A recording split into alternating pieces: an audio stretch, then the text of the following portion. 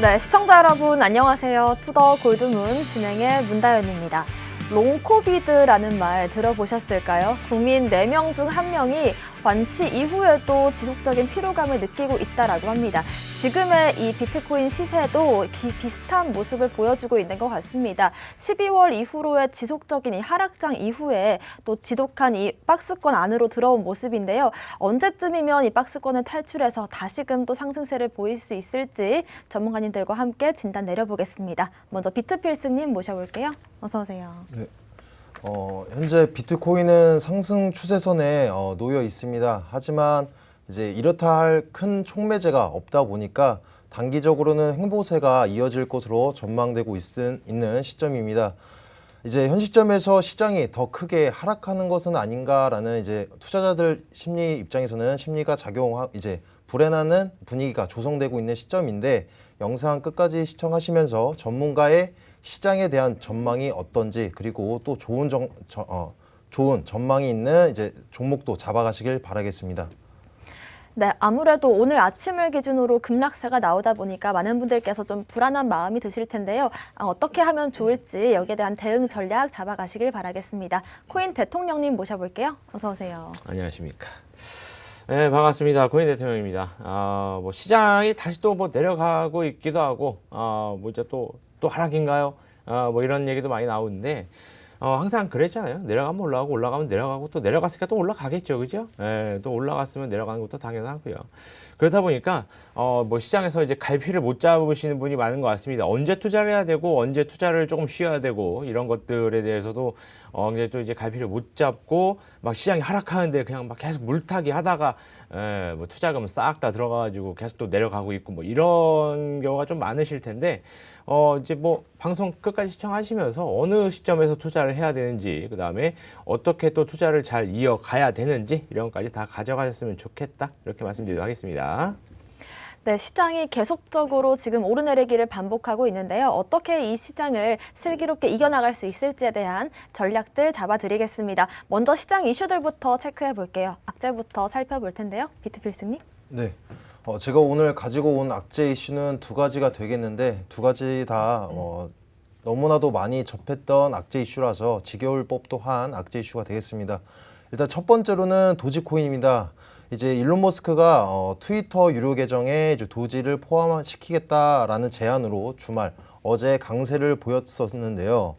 일단 일론 머스크 자세한 내용으로는 일론 머스크가 트위터 그리고 이제 블루 결제와 관련된 이제 도지코인을 결제 옵션으로 넣는 것은 어떤가라고 하는 이제 제안성이 짙은 이제 트윗을 올림으로써 이제 어제 반등을 보여줬었는데, 다들 아시다시피 작년 상반기였습니다. 5월 같은 경우에 도지코인이 일론 머스크의 말 한마디로 인해서 880원을 넘는 엄청난 강세를 보였었는데, 워낙 일론 머스크가 유명인이다 보니까 자신의 네임들을 이용해서 가격 상승을 일으켰던 사건이 되겠습니다.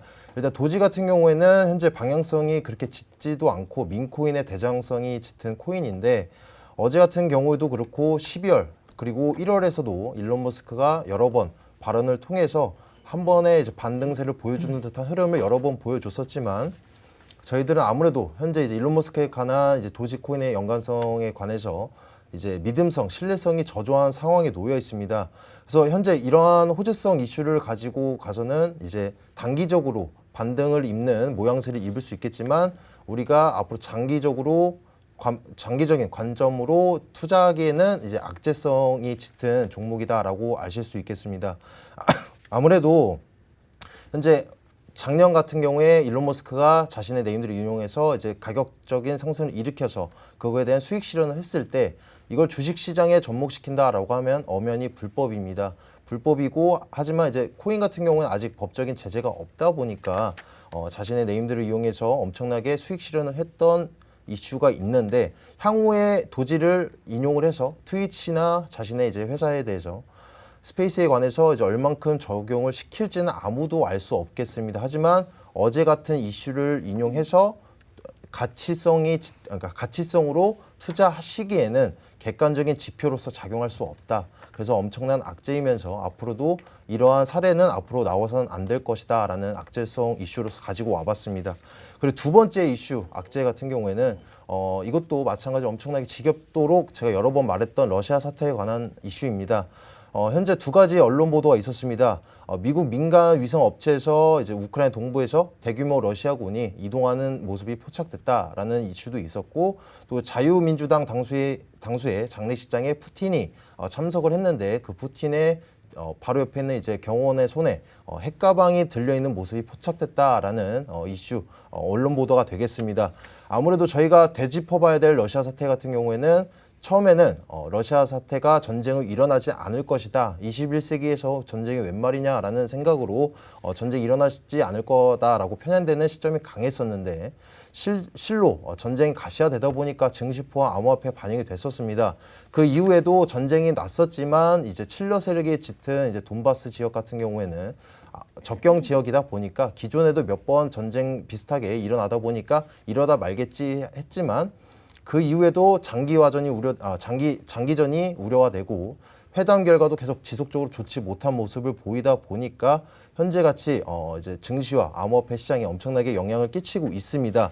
그럼으로써 현재 러시아가 이득을 취할 수 있는 부분이 뭐가 있냐라고 생각해 봤을 때는 없습니다. 러시아뿐만도 없고 전 세계적으로도 이제 인플레이션 우려로 인해서 이득권이 없는데, 초창기에는 이제 전쟁이 가시화되겠다라고 전망이 될 때는 유가 상승으로 인해서 부수적인 수입을 러시아 입장에서 얻을 수 있었겠지만 지금 같은 기준에서는 여러 나라에서 제재를 가하고 있는 입장이고, 그럼으로써 이제 우크라이나도 이제 키예프 수도를 점령하지 못함으로써 이득을 취할 수 있는 부분이 전혀 없다. 그런데 이제 현재 우려되는 상황이 뭐냐? 지금 이 상황이 지속이 된다라고 한다면 디폴트 우려가 있겠습니다. 저번 달에도 있었지만 디폴트 우려가 된다라고 한다면 외환 보유가 묶여 있으면서 러시아 입장에서 디폴트를 우려로 인해서 상황이 심각화된다라고 한다면 러시아 채권을 사들인 서방 국가들에서 연쇄적으로 이제 꼬리를 물면서 나라들에서 연쇄적으로 인플레이션이라든가 경제 위기가 도래할 수밖에 없기 때문에 현재 계속 저희들이 지겹지만 계속 주시해야 되는 악재성에서도 원천적인 악재다라고 아시고 계시면 되겠습니다. 네, 일단은 어제 도지코인이 일종의 호재로 인해서 어제 하루 동안 강세를 보였는데요. 실제로 작년 같은 경우에는 지금의 200원대를 넘어서 800원 그 이상까지 오르는 모습도 보였습니다. 하지만 안정적인 투자를 원하시는 분들이라면 지금의 이런 이슈들에 흔들리기보다는 이런 부분을 리스크로서 이해하시는 게 좋을 것 같고요. 또 한 번 이 러시아와 우크라이나발 악재가 또 영향을 미칠 수 있다는 점 참고하시길 바라겠습니다. 코인 대통령님의 악재도 살펴볼게요. 예, 악재가 많이 없습니다. 예, 매번 올 때마다 악재가 없는데 뭔가 이렇게 좀 막 이렇게 확 와닿는 뭐 그런 악재가 좀 있었으면 좋겠다라는 생각도 들긴 하는데 뭐 없는 게 좋은 거죠. 예, 없는 게 좋은데 그렇다고 이제 악재가 없다고 해서 시장이 그렇다면 올라갔어야 되는데 계속해서 좀 빠지고 있고 눌리고 있다 보니까 그럼 무엇 때문에 좀 이런 움직임을 또 보이느냐 이런 것들을 좀 봤을 땐 금리 인상에 대한 이제 우려, 그 다음에 매도세, 매도세 좀 나오고 있죠. 매도세에 대한 압박들이 이제 코인 시장, 암호화폐 시장을 좀 이제 하방으로 좀 내리는 그런 압박을 좀 작용을 하고 있다라고 볼 수 있을 것 같아요. 일단은 뭐 연준도 그렇고 FOMC에서도 그렇고, 그다음에 뭐 금리 인상과 이제 뭐 긴축. 양적 긴축에 대한 우려로 인해서 시장이 좀 압박을 받다 보니 하락을 하게 되겠죠. 양적 완화도 그렇고 그다음에 금리 인상도 그렇고 시장에는 그렇게 큰 호재로 작용하지 않습니다. 당연히 악재로 작용하겠죠. 금리 인상이 되면서 어떻게 되겠습니까? 뭐 10년물 뭐 저기라던가 이런 것들 이제 수익률이 상승하다 보면 안전자산 쪽으로의 돈이 또 움직이는 모습을 보입니다. 뭐 주식도 많이 해보신 분들은 아시겠지만 이럴 때마다 이런 위험자산군들, 그죠? 투자를 해야 되는 위험자산군들에서는 돈이 빠져나가고 안전자산군들 쪽으로는 돈이 쭉쭉 또 들어가면서 상승하고 그다음에 여기서 빠지고 이런 모습을 보인단 말이에요. 그렇기 때문에 이런 압박 때문에 좀 그랬다라고 볼 수 있겠고, 그다음에 이제 뭐 매도세가 조금 있죠. 매도세 같은 경우에서는 거래소로 비트코인이 약 6,000개 정도가 이제 입금이 됐습니다. 지난 7일이었죠. 지난 7일 날 이제 비트코인 6,000개 정도가 거래소로 이동을 해주면서 이거에 대한 매도 압박 이게 이제 막 거세지는 거죠. 자, 그런데 물량 자체를 보거나 그다음에 이제 거래량 자체를 봤을 때에도 비트코인 6천 개가 전부 다 소화가 되지 않았습니다. 어느 정도만 이제 매도가 되는데 항상 말씀드리지만 이런 이슈들, 그죠? 이런 이슈들이 왔을 때는 제가 판단하기에는 이제 소량을 갖고 있는 이제 개미 투자자들이라고 하죠. 소량 뭐 한 개 미만 이렇게 갖고 있으신 분들이 그냥 뭐야 이거 몇 개가 들어오는 게 이거 이러면서 이제 매도를 하면서 매도세가 커지고 그러다 보니까 하락을 하고 이렇게 됐겠죠. 솔직히 6천 개 비트코인이 들어왔을 때 익명의 지갑에서 거래소로 들어갔을 때 6천 개를 다 팔겠습니까? 그죠? 못 판다는 얘기예요. 어차피 그걸 다 받아줄 물량 소화도 못할 뿐더러 거의 대부분 그게 들어왔다라고 한다면 알트코인을 매수하기 위한 움직임이지 않았나. 왜 그러냐면 7일부터도 봤을 때도 크게 올라가는 코인들이 굉장히 많았습니다. 그렇기 때문에 그런 알트코인들을 좀 매수를 해주면서, 왜냐하면 비트코인 자체가 횡보를 해버렸잖아요. 횡보하거나 약하락을 했기 때문에 가지고 있어 봐야, 그죠? 가지고 있어 봐야 가치는 좀 하락이 될 거고, 그럼 가지고 있어서 뭘 하겠습니까? 재투자를 진행을 하겠죠. 재투자를 진행을 하는데 이제 뭐 해외 거래소 같은 경우에서는 어떻게 움직이느냐? 난 어차피 비트코인을 가지고 있고 따로 달러를 투입하거나 할 필요는 없죠. 가지고 있는 비트코인을 이용해서 알트코인을 매수해서 알트코인에서 10% 20% 수익을 본다면 비트코인이 10% 20% 증가라는 셈이기 때문에 충분히 매매 투자를 할 만하다라고 판단을 합니다. 그래서 그렇게 움직이기 위해서, 매매를 하기 위해서, 투자를 하기 위해서 움직인 물량임에도 불구하고 지레 겁먹고 그냥 매도를 해버리니까 매도세가 좀 나오겠죠. 그러면서 하방 압박 받아주면서 비트코인이 슬쩍 내려왔다라고 판단이 됩니다.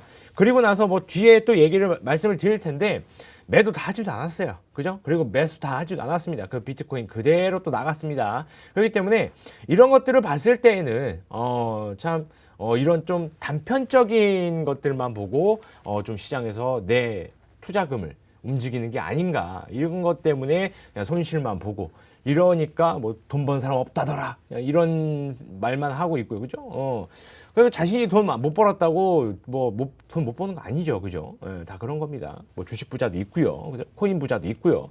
부동산에서 돈 못 벌었다고 해도 부동산 부자 있습니다. 그죠? 내가 못했다고 해서 다 못하는 거 아니에요. 그렇기 때문에 이런 어느 시점에서 또 이제 매수를 해야 되고 매도를 해야 되고, 어느 시점에서 좀 이제 공격적으로 매수해야 되는지, 어떤 시점에서는 좀 이제 방어적으로 좀 이제 투자금을 움직여야 되는지, 이런 것들은 저희 이제 투더 골드문에서 다 알려드릴 테니까 계속해서 이제 방송 끝까지 시청하시면서 다 알아가셨으면 좋겠다, 이렇게 말씀드리도록 하겠습니다. 네, 이제는 우리가 이 금리 인상에 대한 우려감이 조금은 잦아들 때가 됐는데, 아직까지는 시장에 이런 위험과 리스크들이 존재하고 있는 것 같습니다. 금리 인상이 임박했다라는 소식과 함께 아직까지는 좀 매도세가 짙은 모습이 나오고 있고요. 특히나 이 7일에 거래소로 6천 비트코인이 입금이 됐는데, 이 부분에 대해서 우리가 또 알트코인 매수를 위한 것이 아니냐, 이런 생각을 또 할 수가 있겠습니다. 다만 이런 것에 일희일비하면서 흔들리기보다는 시장의 이슈들을 체크해 나가면서 포트폴리오를 재정비하는 시간을 갖는 게 좋을 것 같습니다. 오늘의 호재들도 살펴볼게요. 비트필승님. 네, 제가 오늘 가지고 온 호재는 정말 큰 호재인데 한 가지가 되겠습니다. 일단 투자하기 앞서서, 그러니까 투자자 입장에서뿐만이 아니라 살아가는 데 있어서 정말 중요한 정보니까 끝까지 귀 기울여 주시면 감사하겠습니다. 일단 미국 경제방송에서, CNBC 미국 경제방송에서 기축통화로서 세계 지급 준비 통화의 미달러화가 처한 이제 위험과 전망에 대해서 현지 시각 9일 날 방송을 내보냈었습니다. 이제 방송 내용을 인용해서 설명드려 보면, 브루킹스 연구소의 이제 경제학자가 미국 정부가 지속적으로 재정 적자를 일으킨 게 인플레이션으로 이어지고 이는 이제 달러의 가치 하락과 이제 국제 통화로서의 달러의 위상에 위협이 된다라고 설명했었습니다. 그리고 두 번째로 스티븐 로치 교수는 달러의 대안으로서 유로화나 그리고 위안화 그리고 덧붙여서 용감성 있게 말을 해보면 이제 암호화폐까지도 이제 달러의 대안으로 여겨질 수 있다라고 발표를 했었습니다. 여기서 우리가 생각해 봐야 될 부분이 무엇이냐면 이제 돈에 대한 개념과 본질이 되겠습니다. 21세기부터 지금까지 가장 독보적인 수출품은 저는 달러다라고 말씀드릴 수 있겠습니다. 전기자동차나 친환경적 이런 반도체적 섹터보다도 달러가 정말 독보적인데, 그 이유로는 아무래도 이제 미국 같은 경우에 미국에서 찍어낸 돈이 달러일 거고 우리나라에서 찍어낸 게 원화, 일본에서 찍어낸 게 엔화일 텐데 각 나라에서 찍어낸 종이화폐 일부분으로서가 아니라 바로 미국 달러는 기축통화의 역할을 하고 있습니다. 이 기축통화 역할이 얼마나 대단한 것이냐라고 말씀드려보면 기존에 미국에서는 이제 금에 관해서 금의 몇 온스에 관해서 1달러를 적용시키면서 기축통화를 인용해서 계속적으로 기축통화 역할을 해왔었는데 그 이후에 이제 2차 세계대전이 일어나면서 그 이후에도 베트남 전쟁 같은 여러 전쟁에 참여를 하면서 미국 경제도 이 엄청난 미국 경제에서도 엄청난 이제 손실을 입으면서 경제 위기에 도래했었습니다. 그러면서 주변 영국과 같은 나라들에서 이제 현재 기축통화인 달러가 흔들리는 것이 아니냐라고 우려성 있게 눈여겨봤었는데 미국에서는 그런 적이 없다라고 하면서 그렇다면 우리가 너희들이 발행한 달러를 가지고 금을 바꾸겠다라고 했을 때 미국 입장에서는 거짓말을 하고 있는 입장이다 보니까 달러를 금으로 바꿔주는 모습을 취하면서 계속적으로 경제 악화를 힘입었었습니다. 그러했던 이제 기축통화가 흔들리는 시점에서 어떠한 행색을 표했냐? 미국 같은 경우에 이제 석유죠. 기름에 관해서 기름을 이제 달러로서만 구입을 할 수 있게끔 만들어서 다시 기축통화로서의 힘을 얻었습니다. 그러면서 이제 기축통화로서 이제 계속 힘을 입다 보면 어떤 부분이 좋냐면 현재 최근에 있었던 경제 악화가 있었죠. 이제 코로나 팬데믹 사태로 인해서 미국 같은 경우에 돈을 계속적으로 찍어냈습니다. 찍어내면서 경제 위기를 벗어났는데 그로 인해서 주변국들 우리나라도 포함해서 돈을 찍어내면서 경제 위기를 벗어났는데 그 이후에 인플레이션에 대한 이 우려성에 대해서 이제 어떻게 위기를 다시 모면하냐 그 부분에 있어서 이제 간략하게 이제 돈에 대한 개념을 말씀드려 보면 작은 한 나라 섬에 있다라고 한다면 그 안에 자국민이 A, B 이렇게 두 명이 있다라고 가정해 보겠습니다.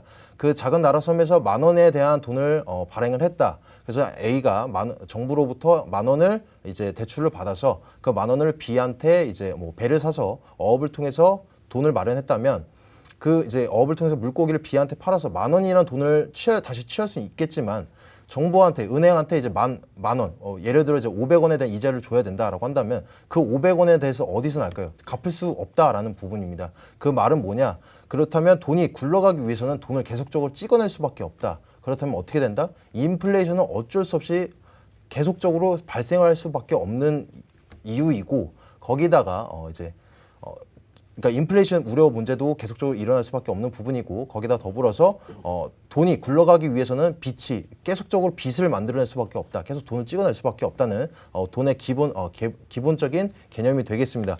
그래서 미국이 어떻게 위기를 모면하냐? 돈을 찍어내면서 달러에 대한 의존도가 높은 후진국이나 개발도상국들 나라들에서 먼저 피해를 입는다라는 것입니다. 돈을 찍어내면서 코로나 팬데믹을 위기를 모면하고 그 뒤에 인플레이션에 관해서는 다시 달러를 수급함으로써 자신들은 이제 위기 내에서 인플레이션 위기도 넘어가지만 그 이제 달러 의존도 높은 후진국들에서 연쇄적으로 먼저 피해를 입는다라는 것입니다. 그렇기 때문에 현재까지도 엄청난 수출품이다라는 설명을 드렸던 거고. 이제 그 이후에도 아무래도 물론 이제 100% 화폐를 대체함으로써 이제 암호화폐는 아니다라고 말씀드릴 수 있겠지만 아까 앞서 말씀드린 스티븐 로치 교수가 위안화, 유로화, 그 암호화폐가 대체 수단으로서 역할을 수행해낼 수 있겠다라고 말을 했었는데 각각 문제점들이 하나씩 있습니다.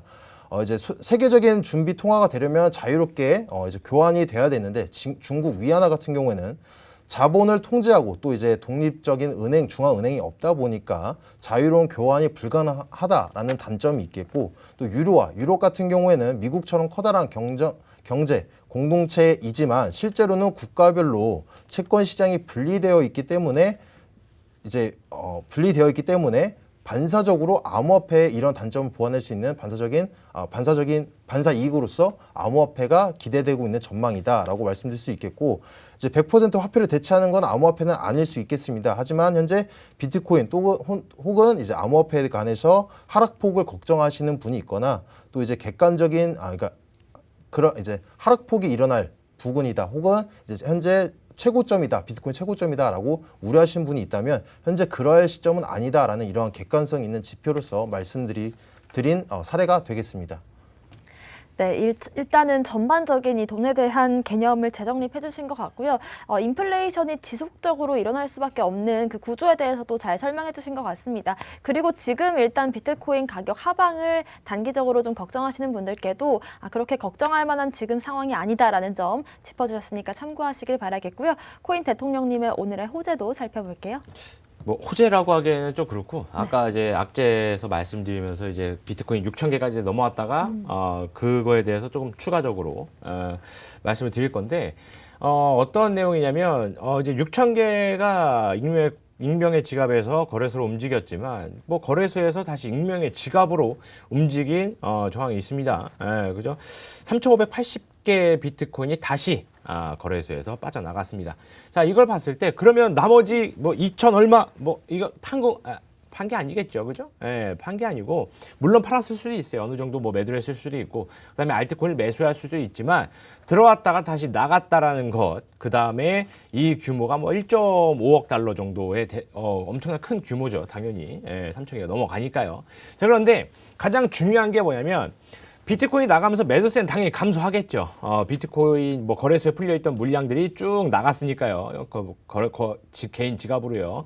나갔고 가장 또 이제 중요한 포인트가 뭐냐면 고래들 그다음 기관들이 이 현재 시장이 좀 시장이 내려가다 보니까 투심이 당연히 악화가 됐습니다. 매수를 좀 소극적으로 해요. 하려고 하지도 않고 뭐 공격적으로 투자도 안 하겠죠. 자, 그런데도 불구하고 비트코인을 매집하는 움직임을 포착을 했다고 합니다. 자, 그러다 보니까 자, 이 거래소에 있는 뭐 3,500개가 넘는 비트코인이 개인 지갑으로 넘어갔고, 자, 그럼 거래소에 당연히 물량이 없겠죠. 물량이 좀 많이 줄었을 겁니다. 자, 줄어드는 상황에서 매집을 계속해서 지금 현재 내려와 있는 상황이니까 매집을 계속해서 진행을 한다라고 한다면 어떻게 되겠습니까? 당연히 품귀 현상이 일어나겠죠. 자, 그렇게 되면서 어떻게 될까요? 비트코인 다시 올라갈 수 있는 움직임 보일 수 있다라는 겁니다. 자, 이렇게 움직임으로만 봐도 이 트랜스퍼들만 보고 그다음에 뭐 기관들, 그다음에 고래들의 뭐 어떤 지금 현재 매수를 하냐, 매집을 하느냐, 매도를 하느냐 이런 것들만 보더라도 시장에 어떻게 뭐 상승을 하느냐, 하락을 하느냐, 횡보를 할까 이런 것들도 어느 정도 예측은 가능하다라는 거예요. 뭐 이런 움직임을 보였다고 해서 시장이 무조건 100% 상승한다 이런 얘기가 아닙니다. 당연히 투자의 100%가 어디 있습니까? 무조건 상승한다, 매수하자 이렇게 생각하시면 안 돼요. 자, 뭐 이런 움직임이 있으니 시장이 상승할 가능성이 그래도 높겠다라고 판단을 하고, 자, 그렇다면 나도 매수에 대한 어떠한 그 또 투자에 대한 뭐 공격적인 포지션 아니면은 뭐 좀 살짝 조금 더 투자금을 늘려보는 포지션, 이런 포지션을 한번 취해보면 좋겠다라고 판단을 하는 거지. 이 상황 딱 이런 그림이 있으니까 와, 이거 몰빵 이거 했다가는 큰일 나죠. 그렇게 해서 몰빵해가지고 큰일 나신 분이 한두 분이 아닐 겁니다. 자, 그렇기 때문에 이런 것들도 보고 그 다음에 이 비트코인의 움직임을 좀 잘 보셔야 됩니다. 비트코인이 개인 지갑에서 거래소로 움직였느냐, 거래소에서 개인 지갑으로 움직였느냐, 몇 개나 움직였느냐, 이런 것들은 솔직히 뭐 온체인 데이터나 뭐 이런 그 레이더 뭐 있잖아요. 뭐 고래들 지갑 뭐 이렇게 왔다 갔다 하는 그런 것들 보시면, 그리고 아니면은 이제 뭐 뉴스 비트코인 암호화폐 뉴스 이제 막 뿌려주는 그런 뭐 웹사이트들 있잖아요. 그 보면은 가만히 보고 있으면은 이렇게 그 기사들이 하나씩 올라옵니다. 그러면서 뭐 몇 개가 움직였다. 뭐 이런 것들은 뭐 실시간으로 뭐 올라오기 때문에 그런 거 지켜보시더라도 몇 개 움직였구나. 내가 굳이 찾아보지 않더라도 그런 거 지켜보시고 있더라도 몇 개 움직였네? 시장으로 들어갔네? 시장에서 빠졌네? 이런 것들을 보면서 매매를 하셔도 충분히 가능하니까 이렇게 뭐 보시면 되고, 이런 것들을 보셔야지 그냥 시장 뭐 거래소 어플 열어가지고 뭐 분 단위로 체크하시는 분들이 있죠. 밥 먹다가도 한번 보고, 일하다가도 한번 보고, 뭐 자다가 일어나서 화장실 갈 때 한번 보고, 그렇게 하시는 분 많으신데 그렇게 하지 마세요.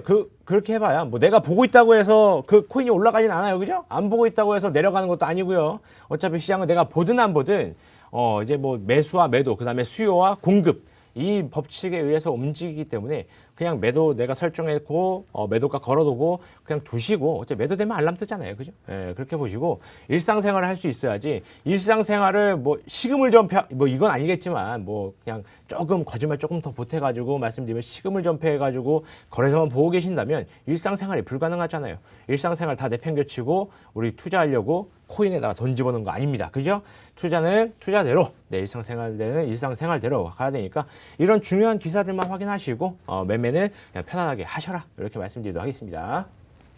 네, 일단은 거래소에서 익명의 지갑으로 또 비트코인이 넘어가는 정황이 포착이 됐는데 일단 비트코인 품귀 현상으로 인해서 다시금 가격이 상승할 수 있는 그런 여력이 있지만 일단 이런 하나하나 사소한 그런 지표들과 이 데이터에 집착하기보다는 일단 우리가 안정적인 그 거래를 하기 위해서는 우리가 여유 자금으로 좀 여유 있는 마음을 가지고 투자하는 게 더 좋겠다라는 말씀 주셨습니다. 참고하시길 바라겠고요. 오늘의 코인 이슈들 살펴봤습니다. 저희는 잠시 뒤에 코인콕으로 돌아오겠습니다.